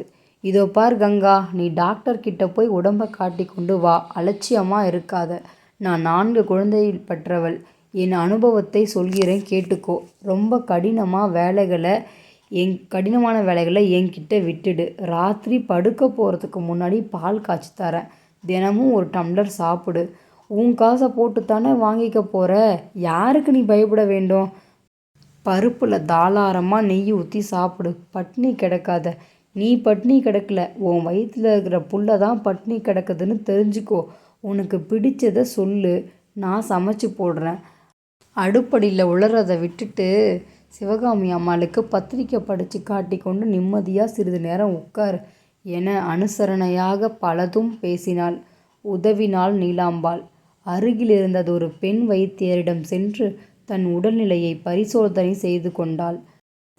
அந்த வைத்தியர் கூறியபடியே ஆரம்பத்தில் வாரத்திற்கு ஒரு முறையும் பின்னர் மாதந்தோறும் சென்று ஆலோசனை பெற்று வந்தாள். டாக்டர் எழுதி கொடுத்த மருந்துகளை வாங்கி சாப்பிட்டாள். குழந்தையின் ஆரோக்கியத்தை எண்ணி பால், பழம் இத்தியாதிகளை வாங்கி சாப்பிட்டாள். அவளது பொருளாதார நிலைக்கு ஏற்றபடி தனக்கு தொடர்பு இருக்கும் ஒரு சாதாரண மருத்துவமனையில் அவளது பிரசவத்தை தானே நடத்தி கொடுக்க டாக்டர் அம்மா கிட்ட ஒப்புக்கொண்டு ஏற்பாடு செய்து விட்டிருந்தாள். ஆரம்பத்தில் சிவகாமி சொன்னபடி தனது சொந்த செலவுகளை அவளே தானே கவனித்து கொண்டாள். அவள் தந்தை விட்டுப்போன பணத்திலிருந்து வந்த வட்டி பணம் அவளது செலவிற்கு போதுமானதாக இருந்தது. குழந்தை பிறந்த பின்னர் அதனுடைய தேவைகளுக்கு செலவழிக்க அந்த சிறிய தொகை போதுமானதா என்று எண்ணி சில சமயம் அவள் தூங்க முடியாத இரவுகளை கவலையில் கழித்தாள். கொஞ்ச காலம் தனது நகைகளை விற்று செலவை சமாளிக்க முடியும். அதற்கு பின்னர் குழந்தை வளர்ந்து பெரியவனாகிவிட்டால் படிக்க வைத்து ஆளாக்க வேண்டுமே, அதற்கென்ன செய்வது? பெண் குழந்தையாக இருந்துவிட்டால் அதைவிட கொடுமை. படிப்பு கொடுத்து தக்க வயதில் கல்யாணம் செய்து வைத்து, கல்யாணம் அப்படி லேசா முடிந்துவிடும் காரியமில்லையே. ஐயோ, என்ன செய்வது? கணவன் ஏன் ஒதுக்கி வைத்தாராம் என்று கேட்பவர்களுக்கு பதில் சொல்லி, ஐயோ, அவள் வருங்காலத்து பொறுப்பை எப்படி தனியாக சமாளிக்கப் போகிறாள்? தலையணையை நனைய அவள் பல நாட்கள் அழுதாள். துயரத்தில் துவண்டாள். நாட்கள் வேகமாக விரைந்தன. ஒரு நாள் மாலை நீலாம்பாளுக்கு அடுப்பருகில் உதவி செய்து கொண்டு நின்றிருந்தாள். அடிமுதுகிலே தாங்க முடியாத வலி ஏற்படவே இடுப்பை பற்றி கொண்டு அம்மா என்று அரற்றியபடி தரைமீது உட்கார்ந்து விட்டாள். குழம்பை கிளறி கொண்டிருந்த நீலா திடுக்கிட்டு திரும்பினாள். வேகமாக அடுப்பை அணைத்துவிட்டு அவள் அருகே வந்து ஆதரவுடன் அவள் கரத்தை பற்றி கொண்டாள். பயப்படாத கங்கா, உனக்கு பிரசவ நோவு ஆரம்பிச்சிருச்சு. அம்மா கிட்ட சொல்லிட்டு உன்னை உடனே ஆஸ்பத்திரியில் கொண்டு சேர்த்துடுறேன் என ஆதரவாக சொன்னாள் அவள். கொஞ்ச நேரத்திலே ஒரு டாக்ஸியுடன் வந்து கங்காவை ஏற்றிக்கொண்டு அந்த மருத்துவமனையில் கொண்டு சேர்த்து விட்டாள் நீலாம்பாள். தெய்வம்பா நீங்க. அன்று இரவு முழுவதும் பிரசவ நோவில் அவதிப்பட்டாள் அவள். மறுநாள் விடியற்காலை வேலைதான் கங்கா ஒரு ஆண் மகனுக்கு தாயாகிவிட்டாள். மருத்துவமனை தாதி குழந்தையை சுத்தப்படுத்தி அவள் அருகே கொண்டு வந்து படுக்கையில் கிடத்திய பொழுது ஆசையுடன் தன் மகனை தொட்டு பார்த்தாள் கங்கா. அவள் கண்களில் நீர் புரண்டது. எதுக்கு அழற? அவளுடன் கூடவே இருந்த நீலாம்பாள் அதட்டினாள். இருக்கிறபடி இருந்திருந்தால் இந்த பிள்ளை எத்தனை பெரிய மருத்துவமனையில் பிறந்திருப்பான். வீடு எத்தனை அமர்க்களப்பட்டிருக்கும். இப்படி ஒரு ஏழையைப் போல என்று இழுக்க பேச முடியாது கண்கள் கலங்கி போனாள் கங்கா. இப்ப என்ன குறைஞ்சு போச்சு? இது ஒரு சாதாரண மருத்துவமனை தான். ஆனால் உன்னை டாக்டர் அம்மா எத்தனை பத்திரமா பார்த்துக்கிட்டாங்க தெரியுமா? நான் கூட இங்கேயே தான் உட்கார்ந்துருந்தேன். ரோஜா போல உனக்கு ஒரு மகன் பிறந்திருக்கான். இதை விட என்ன வேணும்? கண்ணை தொடச்சிக்கோ. இவனால் உனக்கு நல்ல காலம் பிறக்க போகுதுன்னு நீலாம்பா அன்புடன் கடிந்து கொண்டாள். உண்மையில் அவள் வாழ்க்கையில் இனி நல்ல காலம் என்று ஒன்று இருக்கிறதா? மகனது வரவால் அந்த நல்ல காலம் விரைவில் அவளை அடையப் போகிறதா என எண்ணியவள் கட்டுப்படுத்த இயலாத துயரத்தில் தன் பச்சிளங்குழந்தையை பரிவுடன் அணைத்து கொண்டு கண்ணீர் உகுந்தாள். நீலாம்பாள் காட்டிய பரிவிலும் சிவகாமி தந்த பாதுகாப்பிலும் நாட்கள் விரைந்து கொண்டிருந்தன. 4 பேரை கூட்டி தொட்டிலிட்டு பெயர் சூட்ட முடியாத சூழ்நிலையில் வாழ்ந்திருந்ததனால் ஒரு நல்ல நாள் பார்த்து குழந்தையை அருகிலிருந்த விநாயகர் கோவிலுக்கு எடுத்துச் சென்று நீலாம்பாளின் ஆலோசனைப்படியே ஆனந்தன் என்று பெயர் சூட்டினாள் கங்கா. நல்ல பேரு, வெரி குட். அவனது வருகையால் தன் வாழ்க்கையில் கொஞ்சம் ஆனந்தம் ஏற்படாதா என்ற ஆதங்கம் அவளுக்கு. குழந்தை ஆனந்தன் தாயின் கவனிப்பில், நீலாம்பாளின் அன்பில், சிவகாமியின் கருணையில் வேகமாக வளரத் தொடங்கினான். டாக்டர் அம்மாவின் ஆலோசனைப்படியே அவனை தவறாது அவ்வப்போது அவர்களிடம் காட்டி தடுப்பூசி இத்தியாதியை போட்டு மிகவும் கவனமாக ஆரோக்கியமாக வளர்த்தாள் கங்கா. தான் சாப்பிட நேரமானாலும் கவலைப்படாது வேளைக்கு மகனுக்கு தேவைப்பட்ட உணவை ஊட்டி கருத்துடன் வளர்த்தாள் கங்கா. ஆனந்தன் சில மாதங்களில் கொழு கொழுவென்று ஆரோக்கிய செழிப்பில் திண்ணென்று வளர்ந்து விட்டான். தாயின் முகம் பார்த்து சிரித்தான். மெல்ல தரையில் தவழ்ந்து கொண்டு நீந்தினான். பின்னர் எழுந்து உட்கார முயன்றான். கைகளையும் கால்களையும் ஆட்டிக்கொண்டு ஆ ஊ என்று சத்தமிட்டு விளையாடினான்.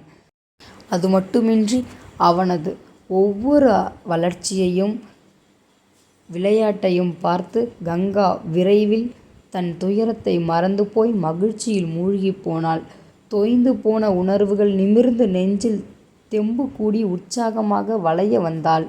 வீட்டு வேலைகளை முடித்துவிட்டு ஒழிந்த நேரத்தில் மகனை அள்ளி எடுத்து இடுப்பில் வைத்து கொண்டு தோட்டத்தை சுற்றி அவனுக்கு வேடிக்கை காட்டினாள். சில நாட்களில் மாலை வேளையில் அங்கிருந்த கோவிலுக்கு மகனுடன் போய் வரத் தொடங்கினாள். இரவில் தன் நெஞ்சோடு மகனை அணைத்து கொண்டு தாய்மை சுகத்தில் நிம்மதியாக உறங்கினாள். முன்போல் அவள் இப்பொழுது நரேந்திரனை எண்ணி கண்ணீர் உகுக்கவில்லை. மகனது சிரிப்பும் விளையாட்டும் அவளை பூரணமாக ஆக்கிரமித்து கொண்டு விட்டன. தன்னை பற்றி மறந்தாள். தன்னை வாட்டிய நரேந்திரனது நினைவை உதறினாள். தன் பிள்ளை, அவனது வருங்காலம் என்பதை பற்றி தீவிரமாக எண்ணிக்கொண்டு முற்றிலும் மாறுபட்டதொரு கங்காவாக வாழ்ந்து கொண்டிருந்தாள். 6 மாத காலம் ஓடிச்சென்று விட்டிருந்தது. அன்று மாலை அவள் தன் மகனுடன் கோவிலுக்கு கிளம்பினாள். குழந்தையின் முகத்தை துடைத்து முடியை வாரி சீராக்கி போட்டுவிட்டு சுத்தமான ஆடையை அணிவித்து இடுப்பில் தூக்கி கொண்டு புறப்பட்டாள். மாலை பொழுது மங்கலாகிவிட்ட நேரம். கோயிலுக்கு முன்னர் இரு பக்கம் வரிசையாக உட்கார்ந்திருந்த பூவிற்போர், பரத்தி வைத்திருந்த தட்டுகளிலிருந்து மல்லிகை மலர் பந்துகளிலிருந்து மனம் முழுவதுமாக அள்ளி கொண்டு விட்டது போன்றதொரு காற்று குப்பென்று மனமாக இதமாக குளுமையாக முகத்தில் மோதியதை அனுபவித்தபடி அவள் கோவிலுக்குள் நுழைந்தாள். சிவகாமி அம்மாளின் உத்தரவை கேட்டு பறித்து கொண்டு வந்த ரோஜா மலர்கள் சிலவற்றை அர்ச்சகர் கிட்ட நீட்டி தட்டில் போட்டுவிட்டு கற்பூர ஜோதியை வணங்கி காசுக்கள் சிலவற்றை உண்டியலில் போட்டுவிட்டு பிரசாத விபூதியை தன் நெற்றியில் மகனது நெற்றியிலும் தீட்டிக் கொண்டு கோவில் பிரகாரத்தை சுற்றி வலம் வரத் தொடங்கினாள். பின்னால் காலடி சத்தம் கேட்டு திரும்பினாள். திடுக்கிட்டு போனாள். உங்களை நான் இங்கே சந்திப்பேன்னு நினைக்கவே இல்லை. எங்கேயோ டெல்லிக்கு போய் விட்டதாகவல்லவா கேள்விப்பட்டேன் என்று குரல் அவளை மிரட்சி அடைய செய்தது. மௌனமாக தலையை நிமிர்த்தி பார்த்தாள் கங்கா. வழிமாறி போனவள் போல எதிரே வந்து நின்ற பூரணியின் கழுத்தில் தெரிந்த மஞ்சள் சரடு பலவித கற்பனைகளை எழுப்ப நெஞ்சுற படபடவென்று அணைத்தது. பார்த்து கொண்டு நின்று விட்டாள். மறக்க வேண்டுமென்று உதறிவிட்ட நரேந்திரன் நினைவு நீர் வீழ்ச்சியாக மனதை அலக்கழிப்பதை உணர்ந்தாள். அண்ணி, நீங்க எங்கே இருக்கிறீங்கன்னு தெரியாதால் என் கல்யாணத்துக்கு உங்களை அழைக்க முடியல. எனக்கும் ஒன்றுவிட்ட மாமன் மகன் சுந்தரத்திற்கும் கல்யாணமாகி சில மாதங்கள் ஆகின்றன. என் பாட்டனும் அவர் தந்தையும் பேச்சுவார்த்தை இல்லாமல் விரோதிகளாக இருந்தாங்க. அதனால்தான் என் தாத்தா போனதும் நான் அனாதையாகி நரேந்திரன் அண்ணனை தேடி அடைக்கலம் வேண்டியிருந்தேன். அவர் அப்பா போன பின்னர் என்னை பார்க்க அண்ணன் வீட்டிற்கு வந்தார். சந்தித்தோம், பேசினோம். விரோதத்தை மறந்து உறவை தொடர திட்டமிட்டோம். கல்யாணம் செய்து கொண்டோம். எத்தனைத்தான் பாடுபட்டும் பூரணியை கண்டதும் மறந்து போன நினைவு ஏன் இப்படி அவளை தடுமாற செய்கிறது? நரேந்திரனைப் போல மனதை பாறாங்கல்லாக மாற்றிக்கொண்டு வாழ முடியாது. ஏன் இப்படி கங்கா உணர்ச்சி வசப்படுகிறாள்? உதட்டை கடித்து கொண்டாள் கங்கா. அப்படியா என்றாள் மெல்லிய குரலில். தன் மருமகனை இப்படி கொடுங்க அண்ணி. கண்களும் மூக்கும் முகச்சாயலும் அப்படியே அப்பாவை போல இருக்கு. ஆனால் அம்மாவின் அமைதியான குணம் படைத்தவனாக வளர வேண்டும் என்கிறது என் ஆசை. பெயர் என்ன வச்சிருக்கீங்க என்று அவள் கேட்க, ஆனந்தன்னு கூப்பிடுறோம். அழகான பேர். கேட்கும்போதே மகிழ்ச்சி பொங்குகிறதே. இப்படி வாடா கண்ணா என்று கொஞ்சியபடி குழந்தையை வாங்கி அணைத்து கொண்டாள் பூரணி. தன் தோள்பையை துழாவி 2 ரூபாய் நாணயத்தை எடுத்து ஆனந்தனின் 2 கைகளிலும் வைத்து திணித்தாள் பூரணி. என்னத்துக்கு இதெல்லாம் என்று கங்கா இடைமறித்த பொழுது பூரணி புன்னகைத்தாள். இந்த அத்தையால் இப்போதைக்கு இதாண்டா உனக்கு பரிசு தர முடியும். உங்கள் அப்பா பார்த்து முடிவெடுக்க நினச்ச வரனை மட்டும் நான் கட்டிகிட்டு இருந்தேன். உனக்கு பட்டு சட்டை, தங்க சங்கிலி, மோதிரம், வைரம் பதித்த டாலர் என்று பரிசுகளை தந்திருப்பேன். இப்போ அன்பான முத்தங்கள் தான் தர முடியும் என்று அவனது பட்டு கன்னங்களில் மாறி மாறி முத்தமிட்டாள் பூரணி. புதியவளை கண்டு மிரண்ட குழந்தை சினுங்கிக் கொண்டு தாயிடம் வர கைகளை நீட்டினான். கண்களில் நீர் பளபளக்க உதட்டை சுழட்டி கொண்டு அழ ஆரம்பித்தான். மகனை திரும்ப அள்ளிக்கொண்டு மார்புடன் அணைத்து சமாதானப்படுத்தினாள் கங்கா. அண்ணி, நானும் என் கணவரும் சிந்தாதிரிப்பேட்டையில் வசிக்கிறோம். முகவரி தந்துவிட்டு போகிறேன். கட்டாயம் நீங்கள் ஒரு நாள் குழந்தையை எடுத்து கொண்டு வந்து வீட்டிற்கு வந்து விருந்து சாப்பிடணும். வறட்சியாக சிரித்தாள் கங்கா. யார் கண்களிலும் படாமல் இருக்கத்தானே இங்கே வந்து அப்பாவின் நண்பர் மனைவியின் வீட்டில் தஞ்சமடைந்திருக்கிறேன். நீ அழைச்சதுக்கு நன்றி. நான் வெளியே எங்கேயும் வர முடியாது, மன்னிக்கவும் என்றாள் கங்கா. உங்களுக்கு மறுப்பு இல்லைன்னா நான் ஒன்று செய்யலாமா அண்ணி? என் கணவர் அலுவலகத்துக்கு லீவு நாளிலே நானும் அவரும் வந்து உங்களை இங்கே பார்த்துவிட்டு போகிறோம், சரிதானே? நான் இங்கே சிவகாமி அம்மாள் ஆதரவில் தங்கியிருக்கேன். என்னை பார்க்க உறவினர்கள் நண்பர்கள் யாரும் அடிக்கடி வரக்கூடாதுன்னு ஆரம்பத்திலேயே அவங்க சொல்லியிருக்காங்க. நான் இங்கே எப்படி வந்தேன்னு கேட்கலையே அண்ணி. என் கணவரோட அலுவலகத்தில் வேலை பார்க்குற ஒரு நண்பர் இந்த நெடுஞ்சாலையில் தெரிகிற அந்த டீ கடை பின்னால் தான் ஒரு வீட்டு அவுட் ஹவுஸில் வசிக்கிறாங்க. அவங்க அம்மாவோட உடம்புக்கு முடியாமல் படுத்திருக்காங்க. அவங்கள பார்த்துவிட்டு போக தான் வந்தேன். எதிர்பாராத விதமாக உங்களை சந்தித்தேன். பற்கள் பளிச்சென்று மென்மையாக சிரித்தாள் பூரணி. முதல் சந்திப்பிலேயே அவளது கவர்ச்சியான தோற்றத்தைக் கண்டு அதிசயத்தாள் கங்கா. திருமணம் அவளது கவர்ச்சிக்கு கூடுதலாக மெருகை தந்துவிட்டிருந்தது. பூரணி மிக்க அழகும் செழிப்புமாக இருந்தாள், தென்பட்டாள்.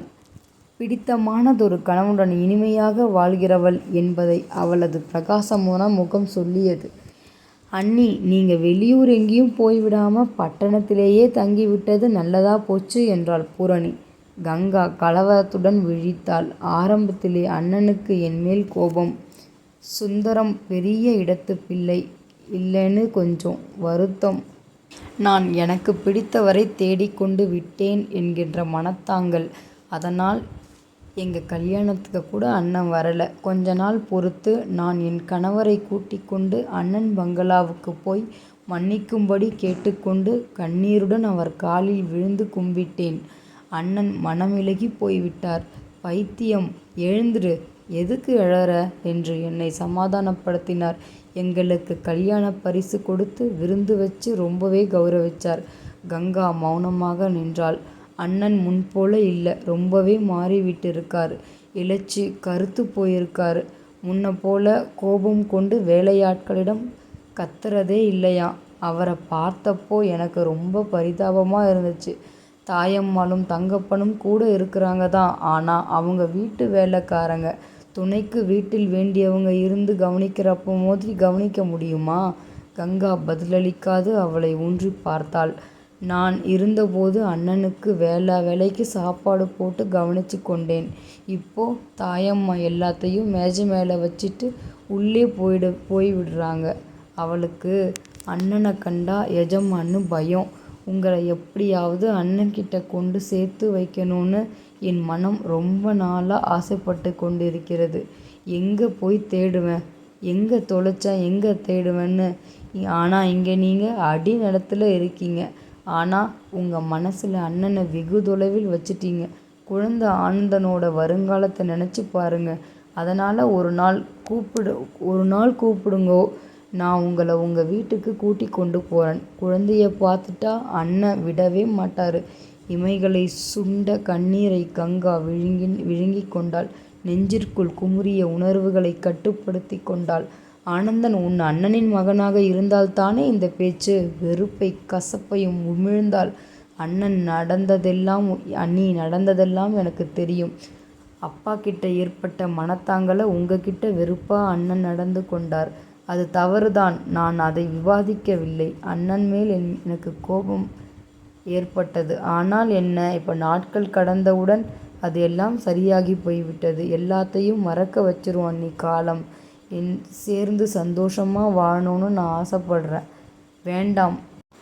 பிறக்கும் முன்பே அவமானப்படுத்தப்பட்ட இந்த பச்சிளம் குழந்தை அவரது வெறுப்புக்கு மறுபடியும் ஆளாக வேண்டாம். என் மனம் ரொம்பவே புண்ணாகி போயிருக்கு. அந்த ரணத்தை காலம் கூட மாற்ற முடியாது. நீயும் உன் கணவரும் நல்லா இருக்கணும். நான் வாழ்த்துறேன். அண்ணி, நீங்கள் ரொம்ப பிடிவாதமாக இருக்கீங்க. இந்த நிலைக்கு என்னை கொண்டு வந்தவர் உன் அண்ணன். என் மேலே நீ அழுத்துக்கிறதுல பயனில்லை.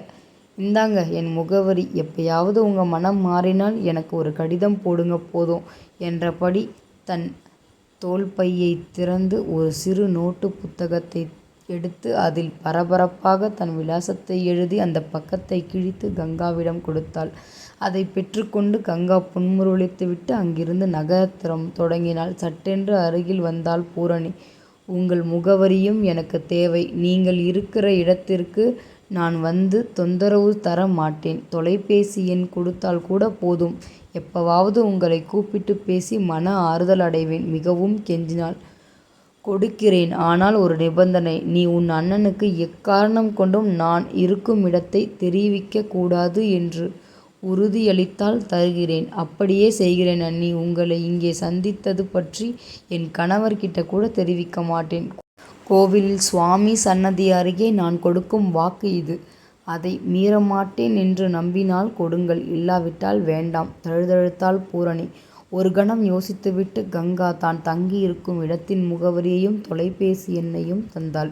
வீடு திரும்பியவளுக்கு அதற்கு பின்னர் வேலையே ஓடவில்லை. எத்தனை கட்டுப்படுத்திய போதிலும் நரேந்திரன் அவளது நினைவை அலைக்கழித்தான். ஒரு நிலையிலும் மனம் அடங்காது தத்தளிக்க, துயரம் நெஞ்சை அடைக்க, இரவு முழுவதும் உறங்காது மகனை இறுக்கி அணைத்தபடி படுக்கையில் புரண்டு கொண்டிருந்தாள் கங்கா. ஓராண்டு காலம் ஓடிச்சென்று விட்டது. வேலைக்காரி நீலம்மாவுடன் தனிமையில் அமைதியாக வாழ்ந்து கொண்டிருந்த சிவகாமிக்கு தங்கள் வீட்டில் ஒரு குழந்தை வளர்வது பற்றி ஆரம்பத்தில் 1000 கவலைகள் ஏற்பட்டது. குழந்தையின் அழுகை அவளது தூக்கத்தை கெடுத்து விடுமா என்று அஞ்சினாள். தவழ்ந்து கொண்டு வரும் குழந்தை வீட்டில் பல இடங்களை அசுத்தப்படுத்தி விடுமா என்று பயந்தாள். முன்னரை அலமாரியில் காட்சி பொருளாக வைத்திருக்கும் சாமான்களை பிடித்து இழுத்து உடைத்து போட்டுவிட்டால் என்றதொரு மிரட்சி ஏற்பட்டது. தனக்கு பெரிய துணையாக வீட்டை சிறப்பாக மேற்பார்வையிட்டு எல்லாவற்றையும் அக்கறையுடன் கவனித்து கொண்ட கங்காவை இழந்துவிட மனம் இருக்கவில்லை அவளுக்கு.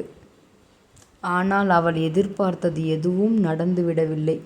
தன்னாலும் தன் மகனாலும் சிவகாமி அம்மாளுக்கு துளியும் சிரமம் ஏற்படக்கூடாது என்று கங்கா மிக்க பொறுப்புணர்ச்சியுடன் நடந்து கொண்டாள்.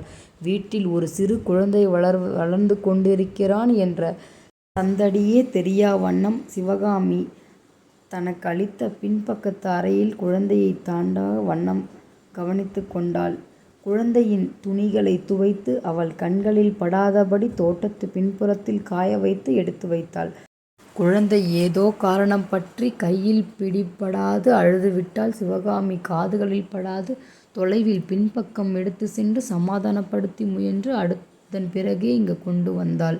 நாளடைவில் சிவகாமிக்கு அவளையும் மீறி ஆனந்தன் மேல் ஒரு சிறு பிடிப்பு ஏற்பட்டது உண்மை. வராந்தாவிலே தவழ்ந்து கொண்டிருந்த குழந்தையின் கள்ளங்கபடமற்ற முகத்தை கண்டு மனம் கனிந்து அரிசி பற்கள் தெரிய முகத்தை ஆட்டிக்கொண்டு கைகளை கொட்டி அவளை பார்த்து சிரித்து வேடிக்கை செய்து ரசித்து மகிழ்ந்தாள். அத்தை என்று தன்னை பார்த்து கொஞ்சிய குழந்தையின் மழலையை கேட்டு மனம் கரைந்து போனாள். கங்கா, எங்கே ஆனந்தன்? இப்படி அவனை கொண்டு வா. அறையில் அவனை விட்டுட்டு வாசல் பக்கம் போய் வேலையை கவனிக்கிறது தப்பு என்று கூறி ஆனந்தனை வாங்கி தன் மடியில் வைத்து கொள்ளும் அளவு அவள் வெகுவாக மாறிவிட்டிருந்தாள். அந்த சிறு குழந்தையின் வரவால் தன் வாழ்க்கையில் கொஞ்சம் ஒளி வீசத் தொடங்கியிருப்பதை சிவகாமி நன்றாகவே புரிந்து கொண்டிருந்தாள். நமக்கென்ன, அவன் குழந்தை அவள் பாடு என்று அசட்டாக இராது ஆனந்தனுக்கு சோறு ஊட்டினா ஆனந்தம் காலையில் ஏன் அழுதான், உடம்புக்கு ஒன்றும் இல்லையே என்று பதறினாள். மறுநாள் ஆனந்தனின் பிறந்த நாள். தன் கையிருப்பை வைத்து குழந்தைக்கு புது சட்டை வாங்கி வைத்திருந்தாள் கங்கா. சிவகாமி அம்மாளிடம் சொல்லிவிட்டு பிறந்த நாள் அன்று காலை குழந்தையை எடுத்துக்கொண்டு விநாயகர் கோவிலுக்கு சென்று அர்ச்சனை செய்துவிட்டு வர விரும்பினாள். நாளைக்கு ஆனந்தனுடைய பிறந்த நாள். ஆட 1 வருஷம் ஓடிப்போனதே தெரியலையே. இந்தா, குழந்தைக்கு என் சார்பில் விளையாட ஒரு பந்து வாங்கி கொடு. வேலைக்காரி நீலம்மாள் மகிழ்ச்சியுடன் தன் புடவை முந்தானியில் முடிந்து வைத்திருந்த சில்லறையை கொஞ்சம் எடுத்து கொடுத்தாள். குழந்தையின் கன்னங்களை தொட்டு தன் கன்னத்தோடு திருஷ்டி போட்டு கொண்டாள். என்ன, ஆனந்தனுக்கு 1 வயசாக போகிறதா? நேத்தி தான் பிறந்தான் போல இருக்கு. காலம் எப்படி ஓடுது பாத்தியா? புன்னகைத்தபடி சிவகாமி எழுந்து உள்ளே சென்று பீரோவை திறந்தாள். இந்த அத்தையோட பரிசு. 100 ரூபாய்க்கு நல்ல ஒரு பேண்ட் சட்டை எடுத்துக்கோ. அத்தோட இந்த 25 ரூபாய்க்கு ஒரு கேக் ஒன்று வாங்கிட்டு வா என்று காசை நீட்டின. கங்காவுக்கு வாங்கி கொள்ள வெட்கமாக இருந்தது. நகரத்தில் மிகவும் பிரபலமானதொரு தொழிலதிபராக வாழ்கிறான் நரேந்திரன். அவன் மகனாக பிறந்து நாளை கொண்டாடவிற்கு இப்படி பிச்சை எடுத்து கொண்டாட வேண்டுமா? ஒரு துர்பாக்கியம். கண்ணீரை சமாளித்து கொண்டு புன்னகைத்தாள். நன்றி அம்மா. நாளை காலை வீட்டு வேலையை சீக்கிரம் முடித்துவிட்டு கோவிலுக்கு போய் வர விரும்புகிறேன். நான் சாலையோரத்திலே புதுசாக இப்போ ஒரு பஜார் போட்டிருக்காங்களாமே, அதுலேயே நீ சட்டையும் கேக்கையும் வாங்கிட்டு வந்துரு. டவுனுக்கு போய் அலைய வேண்டாம். சட்டை வாங்கிட்டு வரேன், ஆனால் கேக்கு எதுக்கு? தாழ்வான குரலில் கேட்டாள் கங்கா. காலை சமையலுடன் கொஞ்சம் பாயாசமும் வடையும் செய்ய நீலம்மாவுக்கு சொல்லிட்டேன். மாலா குழந்தைக்கு புது சட்டையை போட்டு கேக்கை வெட்ட செஞ்சாதானே நமக்குள்ள ஒரு சின்ன பார்ட்டி.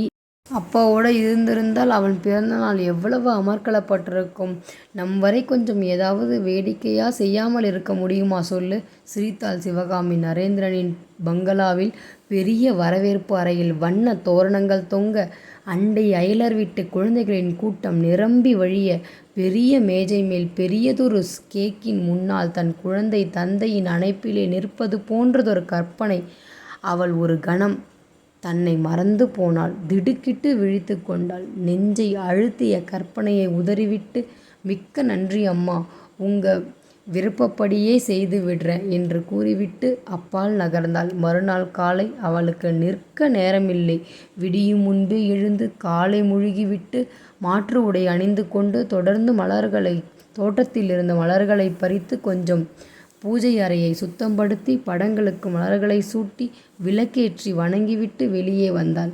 சிறிது நேரம் நீலம்மாளுக்கு சமையல் அறையில் கை கொடுத்துவிட்டு சிவகாமிக்கு காஃபி பலகாரம் தந்து உதவினாள். பின்னர் தன் மகனுக்கு ஸ்நானம் செய்வித்து கொஞ்சம் காலை ஆகாரம் கொடுத்துவிட்டு குழந்தையை தூக்கி கொண்டு கையில் ஒரு பிளாஸ்டிக் கூடையுடன் கோவிலுக்கு கிளம்பினாள் கங்கா. அர்ச்சனையை முடித்து கொண்டு தேங்காய் பழ விபூதி பிரசாதங்களை கூடையில் எடுத்துக்கொண்டு மெல்ல பொடிநடையாக சாலையில் புதிதாக துவங்கியிருக்கும் யோகாவதி பஜாரை நோக்கி நடந்தாள். நெடுஞ்சாலையின் உள்ளே ஓடிய ஒரு பிரதான தெருவின் முனையிலிருந்த பழைய பங்களா இடிக்கப்பட்டு அமர்க்களமானதொரு பெரிய கட்டடம் உருவாகியிருந்தது. சதுர வடிவில் எதிராக கடைகள் கட்டப்பட்டிருந்தன. ஒரு முறை சுற்றி வர கொஞ்சம் நேரம் பிடித்தது. அத்தனை ஒரு பெரிய பஜார். இதுதான் முதல் தடவையாக அவள் அங்கே செல்வது. காலை வேளை கடைகள் திறக்கப்பட்டு கொஞ்ச நேரம் சென்றிருந்தது. பெருத்த கூட்டம் இருக்கவில்லை. சிவகாமி அம்மாள் சொல்லபடி 100 ரூபாய்க்குள் அவள் ரேமண்ட் கடையில் தன் மகனுக்கு அழகானதொரு உடுப்பை வாங்கினாள். அங்கிருந்து பேக்கரிக்குள் சென்று ஒரு கேக்கை வாங்கி பத்திரமாக பிளாஸ்டிக் கூடைக்குள் வைத்து கொண்டாள். ஊசியிலிருந்து ஊறுகாய் வரை கிடைத்த அந்த பஜாரை சுற்றி வந்தாள். ஒரு பொம்மை கடையில் மகனுக்கு நீலம்மாவின் பரிசாக ஒரு சிறு பந்தை வாங்கி அவன் கையில் கொடுத்தாள். ஆனந்தன் அம்மாவின் இடுப்பில் இருப்பு கொள்ளாது நெளிந்தான். அவனை கீழே இறக்கி விட்டுவிட்டு கடைக்காரனுக்கு பணம் கொடுக்க பர்ஸை திறந்து பணம் எடுத்து கொடுத்து விட்டு சில்லறையை வாங்கி கொண்டு திரும்பி அவள் திடுக்கிட்டு போனாள். கால் முளைத்துவிட்ட ஆனந்தன் எங்கேயோ மாயமாகி விட்டிருந்தான். கண்களுக்கு எட்டியவரை அந்த பகுதியில் குழந்தையை காணவில்லை. திக்கென்று உணர்வில் உடம்பு முழுவதும் வியர்ந்து கொட்ட, உள்ளம் பதபதைக்க, நெஞ்சு கிளியும் உலர்ந்த போக அவள் பிளாஸ்டிக் கூடையை தூக்கி கொண்டு ஓட்டமும் நடையுமாக அந்த பஜாரின் 4 பக்கங்களையும் தேடினாள். குழந்தையை காணவில்லை. ஒவ்வொரு கடையாக எட்டி பார்த்தாள். இங்கே ஒரு குழந்தை ஓடி வந்தானா என்று விசாரித்து பார்த்தாள். ஆனந்தனை அங்கு எங்குமே காணவில்லை. இதென்ன சோதனை கடவுளே! எனக்கிருந்த சொத்து ஆனந்தன் ஒருத்தன்தானே, அவனையும் பறிச்சு கொண்டு விட்டாயா? அழ முடியாத துயர நெஞ்சை இருக்க முன்னாலிருந்த பெரிய வராந்தாவை வேகமாக கடந்து படி இறங்கி கார்கள் நிறுத்தப்பட்டிருந்த இடத்தை நோக்கி விரைந்தாள். அதை தாண்டினால் நெடுஞ்சாலை. போக்குவரத்து நெருக்கமாக இருக்கும் காலை நேரம். அதற்கு மேல் கற்பனையில் கூட அவளால் அந்த பயங்கரத்தை சிந்தித்த இயலாதபடி நின்றாள். அவனுக்கு ஒரு ஆபத்து நேர்ந்துவிட்டால் அதன் பின்னர் கங்காவால் உயிர் வாழ முடியுமா? ஐயோ, நான் என்ன செய்வேன்? விநாயகப் பெருமானே, உன்னை இப்பத்தானே வேண்டிக்கொண்டு கடைப்பக்கம் வந்தேன். இப்படி ஒரு வேடிக்கையா நீ செய்யணும்? பகவானே, பலவாறு பிரார்த்தித்து கொண்டு வரிசையாக கார்கள் நின்ற பகுதியில் இங்குமங்கும் இடுக்குகளில் ஓடிக்கொண்டிருந்தாள். அதே சமயம் விடியற் காலையிலேயே வீட்டை விட்டு புறப்பட்டிருந்தான் நரேந்திரன். இதோட இந்த பாட்டு முடியுது. நரேந்திரன் வீட்டை விட்டு காலையிலே கிளம்பியிருக்கான். இவளும் காலையிலே கோயிலுக்கு போயிட்டு அந்த மாலுக்கு போயிருக்கா. ஸோ வந்துட்டு இப்போ என்ன நடக்கும்? இவங்க 2 பேரும் சந்திப்பாங்களா? குழந்தை கிடைக்குமா கிடைக்காதா? இல்லாட்டி இதுக்கப்புறம் இந்த கதை எப்படி போகும்னே தெரியல. ரொம்ப சுவாரஸ்யமாக இருக்குது. ரொம்ப சூப்பரான ஒரு முடிவு ஒன்று காத்துட்ருக்குன்னு மட்டும் தெரியுது. கண்டிப்பாக உங்களுக்கு அந்த சுவாரஸ்யமான பகுதிலாம் வேணும் அப்படின்னா சப்ஸ்கிரைப் பண்ணி வச்சு பெல் பட்டன் ப்ரெஸ் பண்ணால் மட்டும்தான் நான் போடுற வீடியோ வந்துட்டு உங்களை சேரும். ஸோ சப்ஸ்கிரைப் பண்ணுங்கள், லைக் பண்ணுங்கள், பெல் பட்டன் ப்ரெஸ் பண்ணி வச்சுக்கோங்க. அடுத்த கதையில் சூப்பரான கதையில் சந்திக்கலாம். தேங்க்யூ, நன்றி.